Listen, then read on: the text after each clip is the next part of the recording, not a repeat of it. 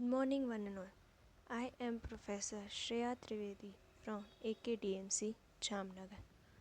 Hope you all are fine in this pandemic situation. This is the general lecture for everyone.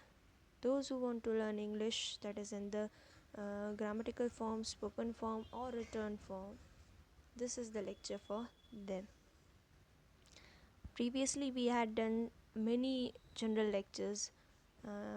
In that, we have started with the effective techniques of learning English language. Then we have learned about frequently used phrases, mute letters, genitives, parts of speech, importance of parts of speech. Individually, we have discussed parts of speech. Then we have discussed tenses, verbs and its forms, and many other things. In the previous lecture, we started the some adverbs and conjunctions. Adverbs means kriya visheshan. Conjunctions means samuchya bodhak.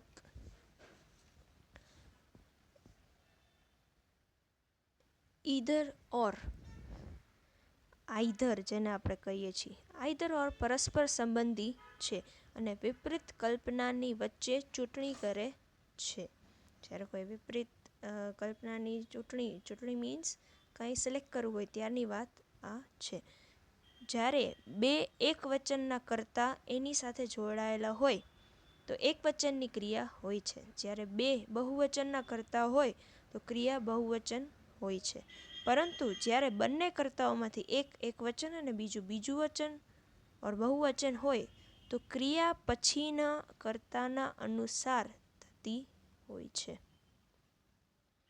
Either the president or his cabinet ministers are to blame.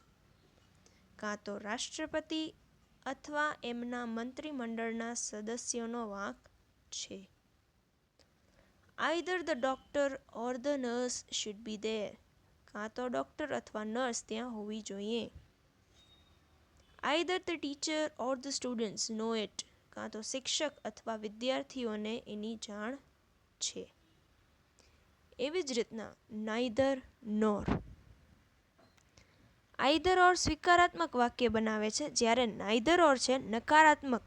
આમાં બીજા નકારાત્મક વાક્યોને એક સમૂહ હોય છે.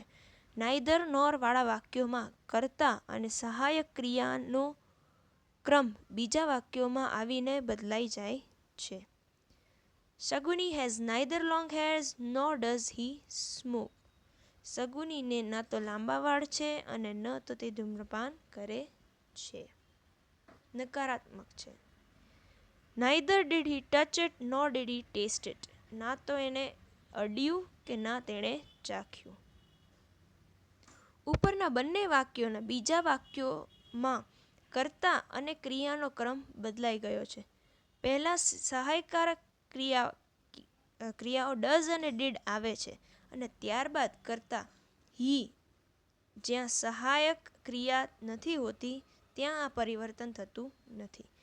Neither Suresh nor his friend plays in match. ના સુરેશ અને ના એના મિત્રો મેચ રમી રહ્યા છે. Neither you nor I nor anyone else knows the answer. ન તું કે હું ન બીજું કોઈ એનો જવાબ જાણે છે. Neither my wife nor I am going. ન મારી પત્ની કે ન તો હું જઈ રહ્યો. એની પછી છે વેધર ઓર. જ્યારે વેધર ઓરનો પ્રયોગ કરીએ છીએ તો ઓરના પછી હંમેશા નોટ આવે છે. I don't know whether he will come or not. મને ખબર નથી કે તે આવશે કે નહીં. I must start whether it rains or not. વરસાદ પડે કે નહીં મારે રવાનું થવું જોઈએ. He will reach there whether they come or not. તે ત્યાં પહોંચી જશે ભલે તેઓ આવે કે ન આવે. વેધરની સાથે ઓર આવે અને ઓરની સાથે હંમેશા નોટ લગાડાય છે. Not only but also. Not only but also બે વાક્યોને જોડે છે. એમાં વાક્યોમાં આશ્ચર્ય ભાવનો સમાવેશ થઈ જાય છે. બીજા વાક્યમાં ઓલ્સો દ્વારા એ સ્પર્શ એનાથી વધારે થાય છે. નોટ ઓનલી ને વાક્યની પહેલાં લખીને નાટકીય પ્રભાવ પ્રાપ્ત કરી શકાય છે. આમાં હંમેશા કર્તા સહાયક ક્રિયાની પછી આવે છે.